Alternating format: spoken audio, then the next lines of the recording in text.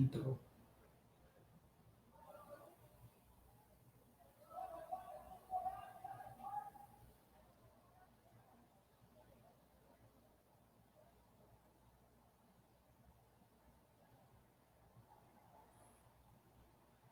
bom, tá chegando aos poucos as pessoas de novo.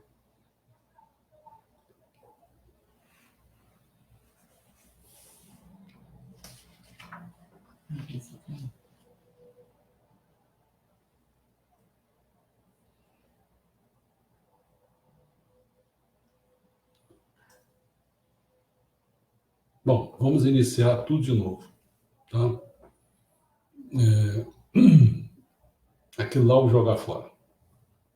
Olha só, nós estamos fazendo a iniciação, a formação de Mamerri, e já fizemos Deus, mundo, homem, né? Messias, religião, cultura é o que nós estamos fazendo agora. E já fizemos na parte de cultura toda a parte do saber. Agora está na hora da gente fazer a parte do poder. Então, nós estamos falando, são quatro encontros nossos sobre isso. Esse primeiro encontro, a gente fala sobre a introdução sobre as regras pelas quais se estabelece a comunicação entre pessoas cultas. Eu falei até que é um capítulo que não deveria ser pulado de modo algum, né? Eu comecei falando isso na primeira parte, o saber, né? Apresentamos o saber. Nessa segunda, vamos apresentar o poder, claro. Se naquela parte falamos de conhecimentos, nesta falaremos de regras, regras de aplicação. Diferentemente dos conhecimentos que se manifestam de modo totalmente aberto, as regras, nesse caso, são ocultas. Raras vezes são proferidas, pois a cultura também é um fenômeno social em que alguns indivíduos são integrados e outros são marginalizados. Possivelmente, isso aqui é difícil encontrar alguém que explicite as regras, tá? E eu falei, estava dando um exemplo, né, naquela ocasião, dizendo assim, a escola é um processo desse. As pessoas de classe mais baixa, tem que botar na escola. Bota na escola para ele chegar lá e ver que aqueles que continuam são pessoas superiores a ele. Tá certo? Essa a função principal do Estado. É ser um aparelho ideológico do Estado. Tá? Então, cuidado quando o pessoal fica defendendo a educação. Não tem que defender a educação, estou defendendo isso às vezes. Bom, e aí eu ia dar a definição de cultura, disse que tinha muitas definições de cultura, né? E, portanto, então, é um objeto complexo, um ideal, um processo, um conjunto de conhecimento e capacidade, um estado de espírito, parapapapapá. Bom, vamos continuar. Entretanto, se considerarmos a realidade social, constataremos que a cultura é não apenas um ideal, um processo, um estado, mas também um jogo social. Isso aqui é importante registrar. O objetivo desse jogo é simples. É parecer culto e não o contrário. Esse é o jogo. Você tem que parecer culto. Porém, o jogo da cultura tem as suas regras, hein? E quem não tiver praticado desde a infância terá posteriormente dificuldades para aprendê-la. Por quê? Porque já é preciso conhecê-las para poder praticá-las. Só é admitido no clube da cultura aquele que já domina o seu jogo. Mas só é possível aprender a jogar dentro do clube. Isso é injusto? Isso é injusto. Mas por que é assim? Porque o jogo da cultura é um jogo de suposições. Nas relações sociais, cada um supõe que o outro é culto. E o outro, por sua vez, supõe que é tido por culto. Tais suposições são formas de crédito. No âmbito da moral, isso é bastante comum. Supomos que a integridade geral é a norma. Em uma pequena reunião festiva, seria descabido perguntar, por exemplo, quer ver? Se está numa reunião, você vai perguntar o seguinte: diga-me, doutor, o senhor alguma vez já praticou um roubo? Não. E o estupro? Alguém vai falar um negócio desse, cara? Você está entendendo? Esse cara não é culto. Ele está fora. Do mesmo modo, a cultura está submetida a um tabu no que diz respeito aos temas. Portanto, é impróprio testar a cultura do outro, como em um programa de auditório. Se faz isso, formulando a pergunta, quer ver? Essa pergunta assim como: quem construiu a Catedral de Florença? O quê? O senhor não sabe? E quer me dizer que concluiu o ensino médio? Ele está querendo briga, não é? Esse tabu acerca dos assuntos cria uma enorme confusão sobre o que uma pessoa culta precisa ou não saber. E esse terreno movediço causa uma insegurança generalizada que leva a novas suposições e a novos tabus. Isso nos conduz a uma nova definição. Cultura é o nome de um jogo social, caracterizado por elevadas expectativas e expectativas de expectativas em relação ao saber cultural dos participantes. Esses não podem tornar explícitas nem as primeiras e nem as segundas. Sua habilidade consiste em sondá-las e, simultaneamente, em satisfazê-las. Porém, quando isso não é conseguido, não se pode deixar que o outro perceba. Hein? O resultado é que, na cultura, assim como no amor, as expectativas são irreais, visto que não podem ser comprovadas. Isso faz com que determinadas perguntas se convertam em tabus. No âmbito da cultura, em caso de dúvida, devemos supor que temos obrigação de saber uma coisa e, por isso, não podemos fazer perguntas. Certamente, em uma festa, não haveria problemas em expressar o seguinte pedido, por exemplo, quer ver? Desculpe, mas o senhor poderia me explicar o segundo princípio da termodinâmica? Que eu nunca consegui entendê-lo. Então, com certeza, outras pessoas diriam entusiasmada: eu também não, e muitos ririam. O segundo princípio da termodinâmica não pertence à cultura. Entendeu? Isso é uma coisa científica. Mas se alguém fizer uma pergunta como a seguinte: Van Gogh não é aquele jogador de meio de campo da seleção holandesa de futebol que quebrou o nariz do goleiro alemão na última Copa do Mundo? E seus ouvintes ficarem convencidos de que não se trata de uma piada, então ficarão admirados e passarão a evitar enunciados. Não evitar o enunciado, não, evitar o enunciador. Certo? A admiração provocada pela pergunta sobre o Van Gogh não deve ser interpretada como arrogância oriunda do saber cultural. Ela é antes a perturbação das pessoas diante de alguém que quebrou a regra de suposições. Não a regra do nariz, não, a regra de suposições. Essa regra a paralisa, subitamente o fluxo da conversa choca-se contra o muro da desorientação. Qualquer resposta seria vista como ofensa e preconceito. Segue abaixo algumas perguntas impossíveis, aliás, interessantes, não impossíveis. O cara dizendo assim, respondendo a esse cara meio desorientado. Não, meu amigo, o Van Gogh de quem estamos falando era um pintor. Essa seria a resposta mais direta. Embora guiada pelo senso comum, constitui na realidade uma bomba que tornaria evidente que o enunciador é um grosseirão aculturado, devendo, a partir de então, ser tratado como um pária. Tá? Outra resposta seria: acho que não, mas naturalmente não conheço tanto futebol quanto o senhor. Aí o cara já deu um setilzinho, né? Já deu uma vacilada. Isso seria um pouco arrogante e provocaria risinhos nos demais presentes com essa resposta. O enunciador causaria nos demais a impressão de ser um hooligan, aquele cara de cabeça raspada que fica brigando nas torcidas, que, embora saiba tudo sobre esse primitivo esporte de competição, nada sabe sobre a arte ocidental. Uma terceira variante poderia ser a seguinte: em princípio, sim, só que não foi o nariz, mas a orelha, e não foi o goleiro que ele cortou, mas foi a si próprio. Isso provocaria uma gargalhada geral nos presentes, faria com que sua confusão o enunciador parecesse um pateta. E todo mundo sabe que o Van Gogh cortou a sua própria orelha. Tá? Contudo, visto que a boa educação proíbe tais respostas, os presentes sentem-se paralisados e fora do jogo. O enunciador não foi tão desacreditado por manifestar uma lacuna cultural, mas por violar as regras do jogo e por desvelar seus pressupostos implícitos. Além disso, obrigou os participantes a revelar e a explicitar algo que era latente, estava alojado na obscuridade do inaudito. Mas por que isso é tão perturbador? Por que é tão penoso explicar a regra do jogo e dizer o que é preciso saber? Por que é tão ruim revelar os pressupostos implícitos do jogo de cultura? Muito simples, porque não temos como fundamentá-los.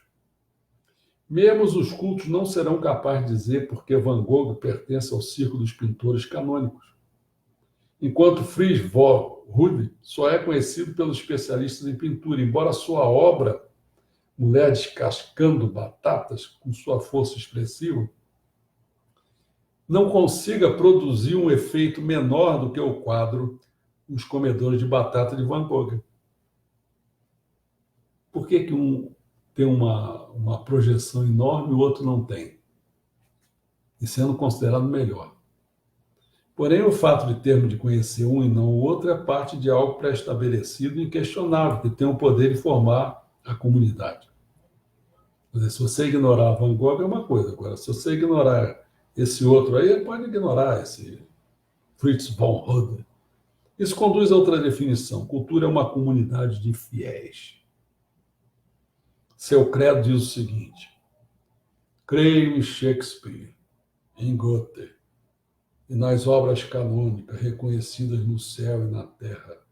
Creio em Vicente Van Gogh, o retratista dotado por Deus que nasceu em Grotesundeb, nas proximidades de Breda, amadureceu em Paris e Arles, travou amizade e inimizade com Gauguin, adoeceu, enlouqueceu e cometeu suicídio, subiu ao céu, onde se instalou à direita de Deus para julgar os cultos e incultos. Creio na força da cultura, na vida eterna do gênio, na santa igreja da arte, na comunhão dos eruditos, nos valores atemporais do humanismo, na eternidade. Amém. Primeiramente, por se tratar de uma comunidade de fiéis, há também textos canônicos, derivado do equivalente grego de vara. A palavra cânone significa regra, e é com a vara que ensina a regra. Depois passou a designar igualmente os textos que eram considerados uma manifestação direta de Deus, e como tal eram compilados, constituindo a Sagrada Escritura. Exatamente desse modo, há os textos canônicos dessa religião chamada cultura. Por certo, aquilo que hoje é canônico não é determinado por papas nem por padres, mas foi sendo filtrado pela evolução que continua o seu caminhar. Ainda que possamos influenciar esse processo, não podemos dirigi-lo. E assim, como os dogmas fundamentais da religião, esse consenso é capaz de formar uma comunidade se não for questionado. O resultado disso é a divisão dos homens em integrados e marginalizados. Pois é somente por meio de uma nítida delimitação que um grupo consegue formar o perfil a partir do qual reconhece a sua identidade e os seus ideais. Isso faz com que, excluídos da cultura, tenham anseio de fazer parte dela. Ao mesmo tempo, a validade evidente do cânone cultural torna-o mais suscetível a abalo. Isso constitui um paradoxo apenas aparente, pois faz com que seja superada a contradição representada pelo fato de o cânone ter validade eterna, embora a cultura tenha de continuar se desenvolvendo. Portanto, o efeito perturbador de um contraprograma que questiona os cânones culturais será tanto maior quanto mais esses cânones queiram arrogar para si uma validade questionável. Por essa razão, a filosofia ou a literatura de hoje não tem inimigos maior do que a filosofia e a literatura do futuro. Porque no passado eles já aguentaram, já seguraram a questão, agora do futuro não. Entendeu? E na cultura ocorre exatamente o mesmo. Por isso as normas são tão evidentes que sua mera explicitação torna-se perturbadora. Aquilo que na religião constitui a fé corresponde ao que na arte é o gosto. Este aniquila qualquer tentativa de fundamentação. Entendeu? Não, mas eu gosto disso. Aí o outro, mas eu não gosto. E aí? Qual é a fundamentação disso? Existe fundamentação, mas é difícil segurar essa peteca, porque a fundamentação está na elevação espiritual. E aí, como é que um cara de menor nível vai admitir que o outro sabe mais do que ele? Ele não reconhece o cara com um nível espiritual mais elevado, né? É como se fosse assim, o Lula chegasse perto do Meixo Sama e falasse o quê? Não, essa sua moral está muito antiquada. Entendeu? E aí? Pronto. Eu não gosto dos seus ensinamentos. Eu não gosto. É assim, né? Bom, a mesma função é cumprida na cultura pelo jogo de suposições, a expectativa de que todos saibam tudo, não é verdade? Isso promove um terrorismo retórico que atemoriza o ignorante. Em um coquetel de intelectuais acadêmicos, não seria insólito que, em uma roda de atentos ouvintes, alguém fizesse a seguinte observação: olha só. Como vocês sabem, o estruturalismo nada mais é do que um neocantismo camuflado. Naturalmente, vocês irão me perguntar: onde está o sujeito transcendental? Admito que talvez não haja sujeito, mas o estruturalismo com certeza é transcendental.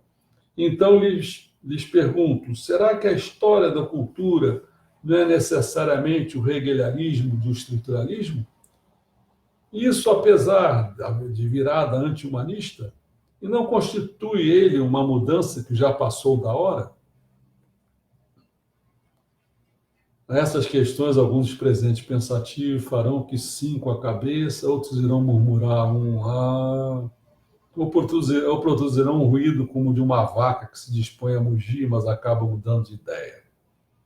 Tudo isso significa que o assunto está sendo digerido por nossas cabeças, que a ideia que acabamos de ouvir é tão profunda que primeiro precisamos assimilá-la de maneira ordenada, etc, etc, etc. Com tudo isso, os ouvintes dão a entender que compreenderam perfeitamente a observação. O fato de que, na realidade, nenhum deles tenha a menor noção do que está sendo dito, do que foi dito, permanece dessa forma encoberto a todos os participantes. E assim, todos juntos, eles formam um abismo de ignorância que o orador transpõe com toda segurança. Agora, se, contudo, alguém tivesse tido o ímpeto de responder ao orador, essa pessoa jamais diria: mas do que afinal o senhor está falando? Ainda que isso expressasse com a máxima clareza o sentimento de todos. Em vez disso, faria uma observação como, olha só, do kantismo ao hegelianismo é apenas um passo. Kant e Hegel são dois mundos distintos. Não seria próprio Hegel um kantista encoberto? Um comentário como esse iria encantar o orador e causar uma admiração nos ouvintes. Pode ser que todos os dois estejam falando só porcariada, ninguém está se entendendo, mas eles dois estão conversando. Entendeu? E os outros começam a ficar abismados e começando a se ver como ignorante. Ele diz: pô, tem que encobrir isso, tem que fazer um tem que negócio assim. Uma conversa culta não é uma troca de informações. Para com essa ideia, não é troca de informações, não. Nada seria mais errôneo do que pensar isso. É algo que mais se parece com um jogo de futebol, em que a pessoa que responde passa a bola para quem fez uma colocação. Para jogar futebol, não é preciso examinar a bola e saber se ela é feita de couro ou de material sintético. Também não há jogo se a bola for colocada fora do campo e os times discutirem o sentido da regra do futebol. Joga bem quem observa o jogador que está com a bola nos pés e, ao recebê-la, devolve para ele. O material para se continuar no jogo é obtido a partir das contribuições daquele que está com a palavra. Em caso de emergência, basta ter bons reflexos. Quase todas as palavras podem ser tomadas e dotadas de um ponto de interrogação. Por exemplo, quer ver? Já passou da hora? Camuflado? sem sujeito mais transcendental, não é absolutamente necessário saber o que tudo isso significa. Ao contrário, quando não se sabe, a atenção prestada parece maior. Porque você fica assim, cara, pô, esse cara deve saber muito. Apesar disso, naturalmente, não se pode participar do jogo da cultura sem saber absolutamente nada. Afinal, esse jogo tem uma função determinada e elementos próprios, né? O saber das pessoas cultas, né, esse saber cultural, não se compõe fundamentalmente de meras informações, como eu já falei. Ao contrário, como no caso do jogador de xadrez, há uma mistura de regras, informações e visão geral do tamanho do campo de jogo, bem como do número de peças e cada um saber o seu valor daquelas peças. A partir disso, o participante do jogo da cultura pode recordar o que esqueceu e, apesar dos conhecimentos falhos, sua capacidade de jogar permanece intacta. Isso leva a outra definição. Vamos lá. Também é culto quem um dia foi culto. Também é culto quem um dia foi culto. Não podemos, portanto, ver o jogo das suposições sempre como uma enganação, é o que eu estou narrando ainda há pouco para trás. Embora naturalmente seja difícil vê-lo de outra forma quando é extraído do seu contexto, mais acertada é a comparação com o jogo de pôquer. Aí vai blefar, vai ter blefe. Em que cada um dos jogadores passa para os outros duas impressões diferentes. A de que não tem nenhuma carta importante, mas também a de que tem um Royal Flush. Só que no jogo da cultura é proibido dizer pago para ver. Você não pode fazer isso. Você pode se esborrachar. O principiante deve saber tudo isso para não tirar conclusões erradas a partir de suas observações. É bem verdade que sua impressão de que os cultos muitas vezes não sabem muito e às vezes não sabem nada em absoluto não é equivocada. E também é certo que ele raramente admite isso, mas tenta simular o contrário. Apesar disso, seria incorreto alegar que tudo não passa de dissimulação. A segurança com que se consegue enganar o interlocutor é antes um indício de que o enganador conhece bem o terreno da cultura. Assim como Sócrates, ele sabe muito bem aquilo que não sabe.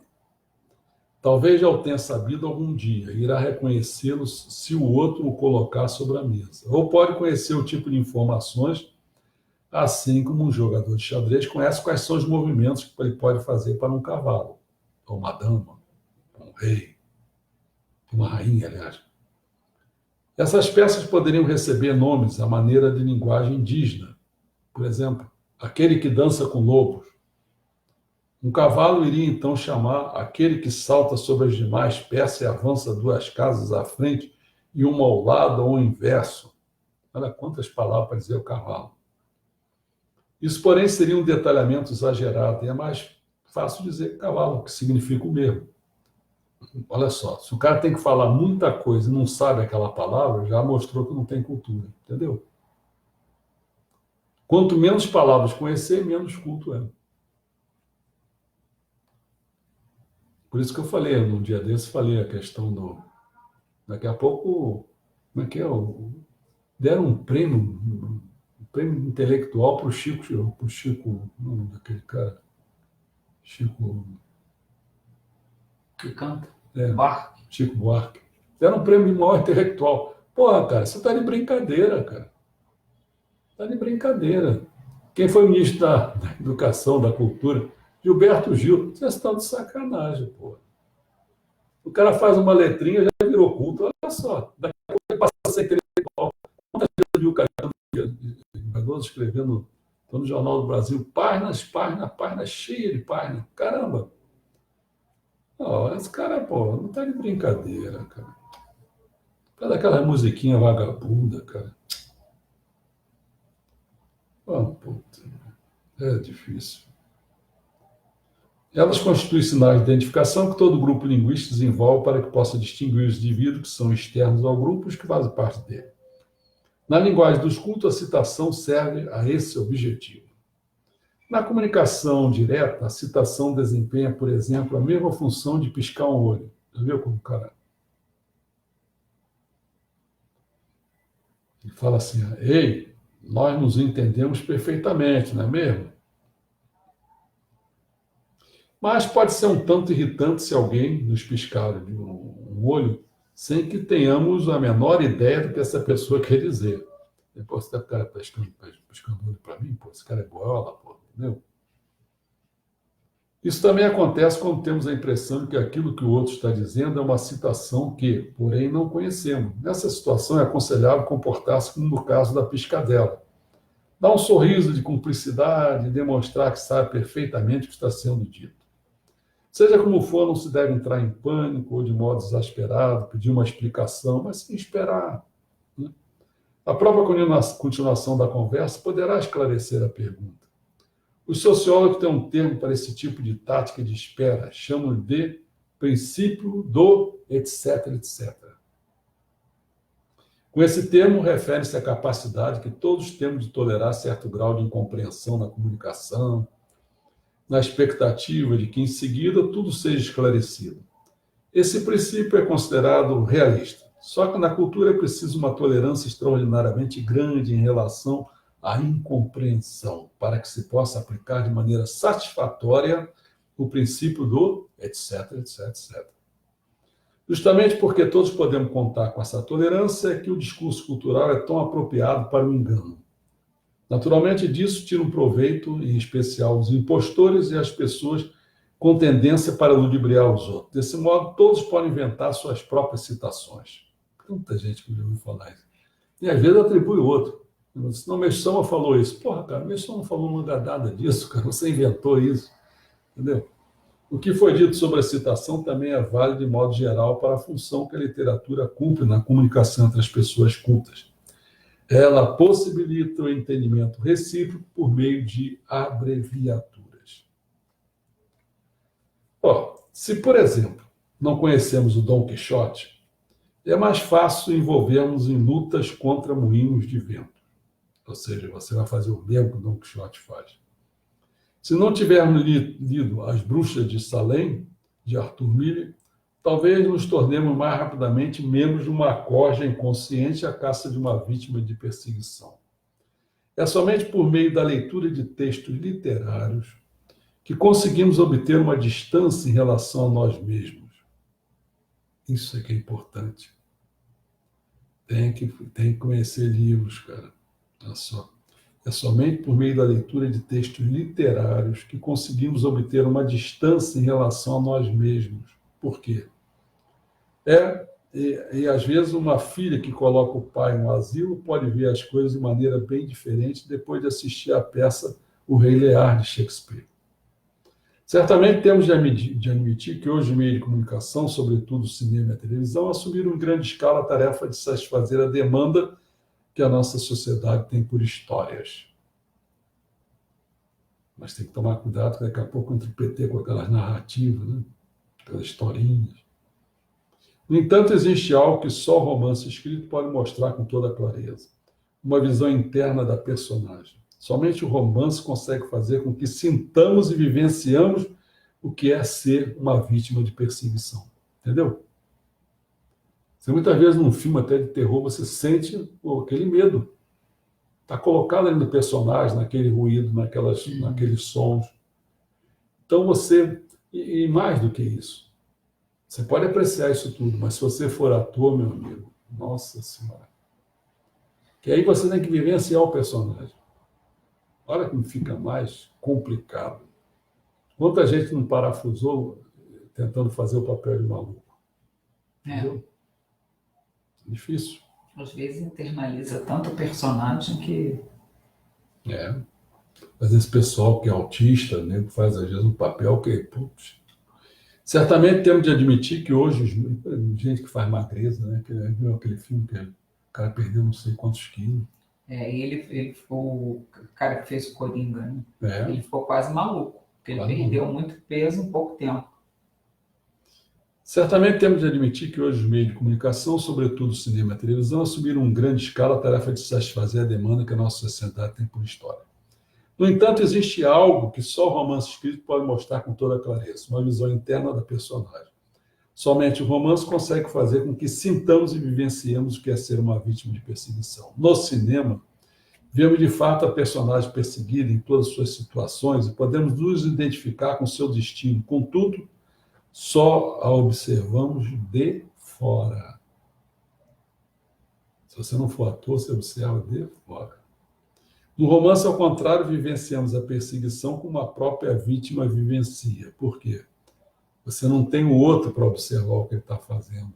Você está lendo e você está entrando. Ou seja, enxergamos o mundo a partir de seus olhos e compartilhamos suas experiências. Tem gente que, muita gente, quando lê, foge do escrito. Aquelas coisas que o cara está aqui, daqui a pouco ele desconcentra, porque ele não quer continuar naquela coisa, está incomodando ele. Assim, o romance é único. Ele torna possível algo que não existe, nem outro gênero da arte, nem na realidade, vivenciar o mundo a partir da perspectiva de outra pessoa e, ao mesmo tempo, observar essa experiência. Mas a cultura literária apresenta certas características insidiosas. Não se pode obrigar ninguém a ler. Ler tem de ser um ato voluntário. Nesse sentido, a literatura é como o amor, deve seduzir-nos à leitura. Ler porque é preciso significa o mesmo que tornar o amor uma obrigação conjugal. Essa necessidade que a leitura seja uma atividade voluntária, porém, faz da literatura um método de avaliação muito cruel, pois não basta ter boa vontade. A prova da sensibilidade está atrelada da espontaneidade. Não devemos nos apaixonar continuamente, mas se não nos apaixonarmos ao menos uma vez, isso lançará uma luz sombria sobre nossa alma. Do mesmo modo, não precisamos ler todos os grandes romances, mas quem não leu nenhum é uma espécie de homem neandertal. Disso se deduz um sóbrio conselho dirigido sobretudo aos homens. As mulheres leem de um jeito ou de outro. Assim como antigamente, para ser iniciado no segredo do amor carnal, o jovem era enviado a um bordel, onde, mediante pagamento, uma experiente cortesã cuidava para que ele superasse a inibição. Todos deveriam, da mesma forma, sentir o dever de iniciar-se na literatura, lendo um grande romance, para depois seguir seus próprios impulsos. O leitor pode, então, dizer aliviado: nunca mais. Tá bom, tudo bem, nunca mais. Mas leu um, deu. Ou, ao contrário, tomar gosto pela leitura. De qualquer forma, com a leitura de um grande romance, ele terá no jogo da cultura transposto os limites entre a cultura literária e a não cultura. Suponhamos que o romance que ele leu seja O Homem Sem Qualidade, de Musil. O que, aliás, seria uma escolha extraordinária, pois esse romance não foi lido por quase ninguém.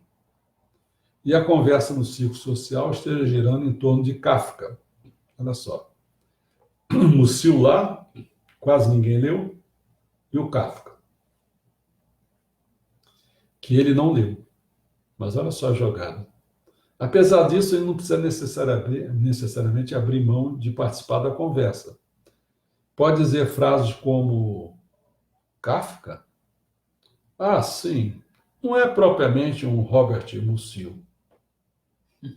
Entendeu? Jogada.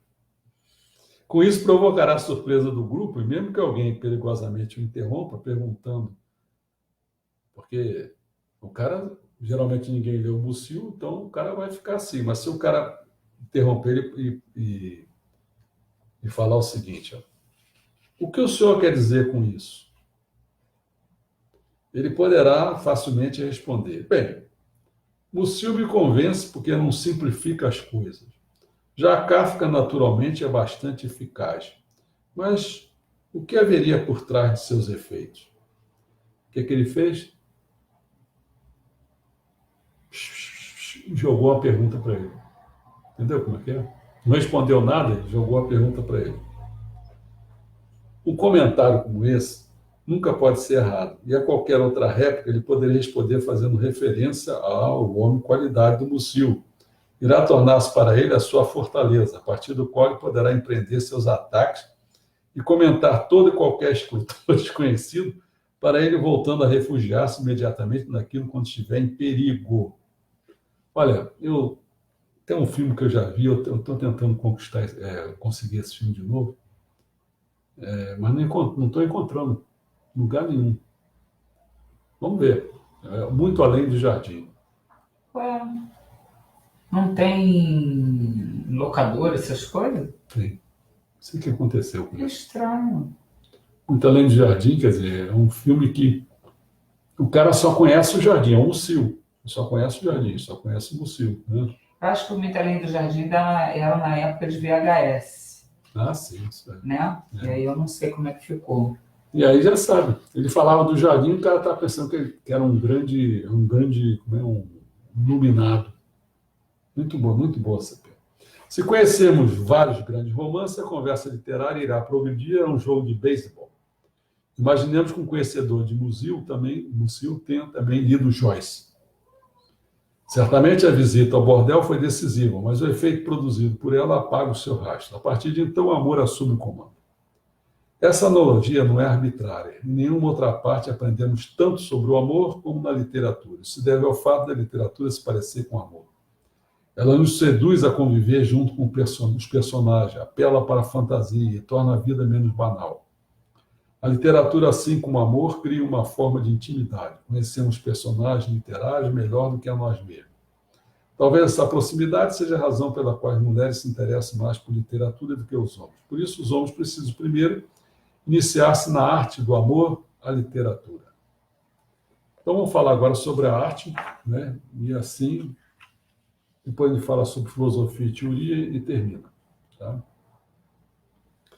Arte. Para aquele que se esforça para adquirir cultura, é mais fácil aprender o discurso da arte. Deve-se manter o quê? Na arte deve-se manter o silêncio. Você sendo um silêncio, no mínimo você é um educado. E o educado parece que é um educado cultural. Que aí dá a impressão que você é educado porque você está apreciando aquilo. Às vezes você não está fazendo nada. Mas o ignorante mesmo não consegue ficar quieto, ele vai sair do local, entendeu? Então, até aquela música clássica, tocando lá a tosca, aí o Turandot, ele fica ali, daqui a pouco ele que acha chato, ele quer que tenha um funk ali, pô, uma batucada, um negócio assim, entendeu? Não tem, ele vai embora. Então, o silêncio é um problema. O local desse silêncio, todo mundo sabe que é o museu. Ele se desenvolveu a partir do tempo em que se veneravam os deuses. Esses deuses transformaram-se em divindades da arte. Reflexivos, colocamos diante de suas obras e nos calamos. Afinal, o silêncio é sinal de profunda comoção. No fundo, as pessoas comportam-se como na igreja. Mergulham na reflexão diante das imagens sagradas. Não é à toa que a pintura também começou como decoração dos altares das igrejas. Essa contemplação silenciosa requer um esforço extraordinário. Muitas pessoas já ficam esgotadas no mesmo instante que pisam no museu. Outras têm, após poucos minutos, uma visão de que da cafetaria. Onde tem um café aí, pô, vamos tomar um cafezinho. Isso tem relação com o fato de que, diante dos quadros, temos de abrir mão da visão cotidiana e substituí-la por uma visão festiva. Normalmente dividimos aquilo que vemos em relevante e irrelevante, e com isso dividimos nosso entorno em primeiro e segundo plano. Imaginemos que eu queira dar à minha namorada uma bolsa com um presente de aniversário. Sei que a bolsa deve ser simples, não muito grande, de couro escuro. Então, olho as vitrines à procura de quê? De uma bolsa com esse aspecto. Enquanto que o meu foco, assim como o de uma lanterna, passeia sobre todas as bolsas possíveis de serem compradas, ao passo que o restante dos objetos mergulha no segundo plano. Isso dura até que o cone da luz se fixe em uma bolsa específica, que será mais bem examinada. Depois de mantê-la por um longo tempo em primeiro plano, posso entrar na loja ou não, ou seguir à procura de outra. Já no museu, esse método não funciona. Na arte, nada há que seja relevante, tudo é igualmente importante. Por isso, não há primeiro nem segundo plano, temos de ver tudo ao mesmo tempo. As pupilas se dilatam, a visão dos quadros torna-se difusa, tentamos ainda assim fixar a visão, começamos a ter vertigem, procuramos um lugar para sentar, não encontramos nenhum, ao contrário, só vemos quadros por toda a parte. Numa alucinação, vemos algumas cadeiras e logo a ronda noturna de Rembrandt se perde na penumbra e a visão de cafetaria apodera-se de nós. Então, meio zonzo, dizemos a nosso companheiro, vamos tomar um café? E esse responde, mas já? Faz apenas 5 minutos que chegamos. Desse modo, para a arte precisamos, sobretudo, de resistência física, ou então aprendemos a nos abster da visão típica. empregada nos museus e nos atemos à nossa percepção cotidiana. Isso é mais fácil conseguir quando aprendemos algo sobre a linguagem pictórica. Na pintura antiga, essa linguagem é simbólica. Nela, uma coruja significa sabedoria, um cão, melancolia, um tridente nas mãos indica, como no caso de Netuno, que o seu portador domina os mares, ganhou batalhas navais, etc. Essa iconografia da pintura tradicional do Renascimento e do Barroco é extraída da mitologia antiga, da filosofia neoplatônica e, naturalmente, da Bíblia, sendo que frequentemente é obscura, oscilante e variada, mas pode servir para analisar e, de certo modo, ler o que vemos.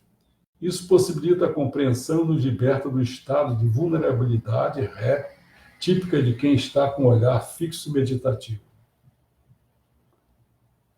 Também é possível atravessar todo o museu sem olhar nem para a direita, nem para a esquerda, porque estão procurando apenas um pintor, como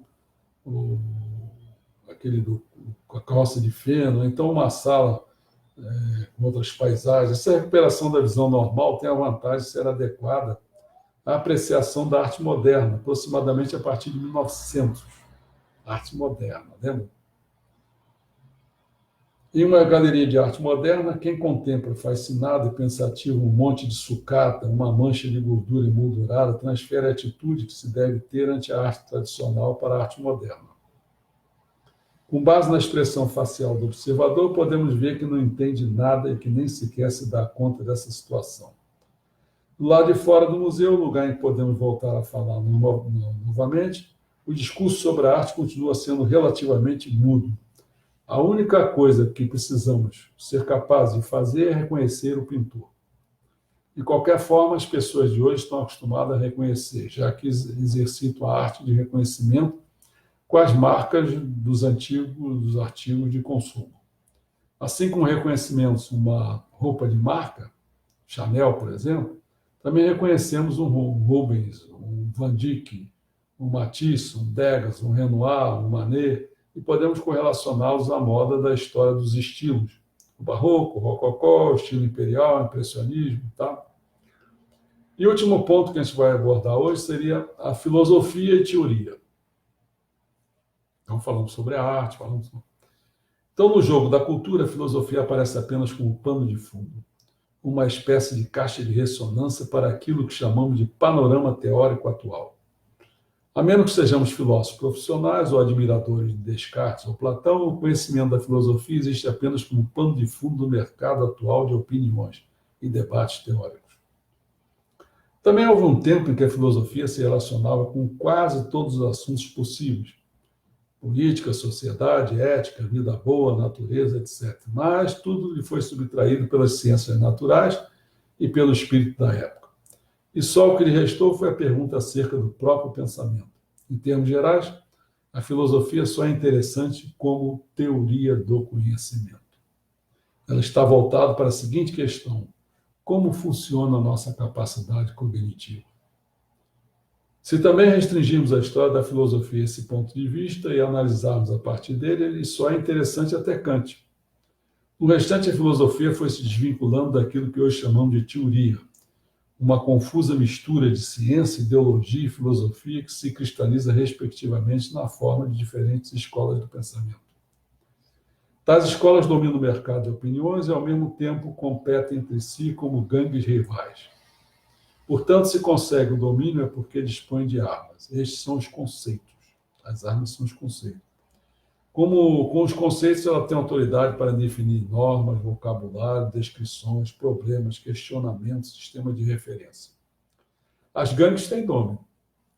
Assim, há gangues dos estruturalistas, que já é relativamente antiga, ou a dos construtivistas radicais, que ainda está em processo de expansão, a dos teóricos do sistema, que se aliou aos construtivistas radicais, a dos neomarxistas, que se compõem apenas de veteranos, ou a dos desconstrutivistas, que com as do multiculturalismo, do feminismo e da teoria do discurso, formam uma espécie de federação de gangues, em que a teoria do discurso, por sua vez, integrou membros isolados de gangues que ficam sem pátria após o declínio da escola de Frankfurt. O mais eficiente, mais breve, ao mesmo tempo, mais firme caminho para se atingir a cultura é filiar-se a uma dessas gangues. É preciso observá-las por um tempo, escolher a mais simpática e apropriar-se do seu arsenal armamentista. Isso implica necessariamente conhecer de fato, sua estrutura conceitual. Tão logo tenhamos interiorizado seu sistema conceitual e sejamos capazes de manejá-lo, faremos parte das respeitadas figuras do cenário teórico. Então já não precisamos temer ninguém e poderemos andar livremente de cabeça erguida. Em caso de dúvida, só precisamos mostrar as armas para sermos respeitados. Quem procura fazer isso são os petistas, os pissolistas, são esses caras. Só que eles não dominam os conceitos realmente assim, não. Eles têm algumas informações e ficam lá jogando na tua cara. Entendeu como é que é? Não interessa se a informação é correta ou não. Não interessa isso. Estou gostando do Heleno. O Heleno já falou que o Lula precisava ter prisão perpétua. Esse cara tá bom, tá falando certo. Porque deixar ele viajar com dinheiro roubado? O que é isso, cara? Não, quantidade de mal. O que é isso, cara? Esses caras tudo estão aí. Afundaram o país, roubaram o país, estão aí. O que é isso, cara? Bom, desse modo, dominar uma teoria é mais fácil do que se pensa. Ainda mais fácil quanto mais ambiciosa ela for. Isso parece um paradoxo, mas não é. Uma teoria com grandes pretensões rompe completamente com a tradição e cria fundamentos totalmente novos. Portanto, quem não conhece absolutamente as tradições tem aqui uma vantagem. Tem uma coisa nova, fica vivendo lá, não precisa saber nada do antigo, entendeu como é que é? Portanto, quem não conhece absolutamente as tradições tem aqui uma vantagem. Não há problema algum em não ter esses conhecimentos prévios, ao contrário, se torna desnecessário mudar de opinião. Uma teoria realmente boa cria um mundo novo. Por isso é recomendável que quem quer ter acesso à cultura comece especialmente por aqui. Tudo que essa pessoa precisa é tenacidade e vontade de se impor. Já viu como são esses caras? Quer até bater no outro. Se a teoria aborda um problema que também é enfrentado por essa pessoa e que lhe provoca uma tensão contínua, lhe causa íntima preocupação, isso é um indício de que ele está diante da teoria para ele adequada. Se a teoria solta uma faísca, a mensagem é: agarre, esta é a sua teoria. E depois tudo transcorre como no amor. A teoria é assediada, adulada, observada, acariciada, examinada de todos os ângulos e contemplada. Então, vem a briga e, em seguida, as crises, as críticas, reconciliações e, finalmente, o matrimônio. Ao casarmos com uma teoria, adquirimos a cidadania no país da cultura. E digo mais uma vez, tal relação é o caminho mais rápido, mais direto e mais sólido. É o caminho estrategicamente mais inteligente e apropriado para as pessoas capazes de amar e de lutar. Certo? Bom, com isso a gente já fizemos a primeira parte, né, sobre o poder. Vocês viram que isso aí é um terreno muito complicado, né? É um local, uma teoria de jogo, é uma crença, olha quanta coisa que é. Estou esperando aqui para ver se alguém quer fazer alguma pergunta.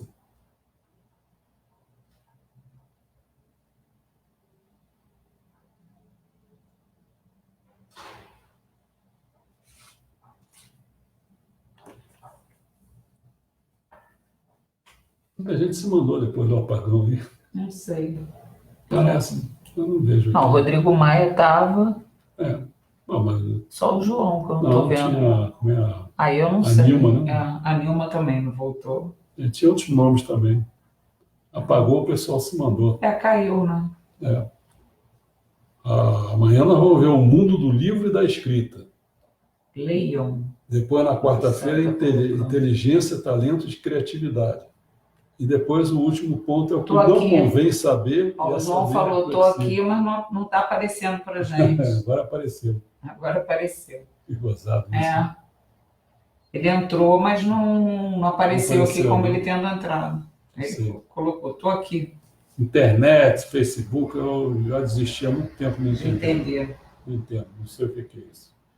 Por que aconteceu isso aqui? Não sei. Não sei. Porque eu estava com a internet. Então foi uma coisa do Facebook? Pode ser. Pode ser no meu computador? Pode ser também. Pode ser Não, lá mas eu o que acho que foi é. mais a internet. Hoje a internet teve uma hora que eu estava ali na sala, o celular que caiu logo depois voltou. É.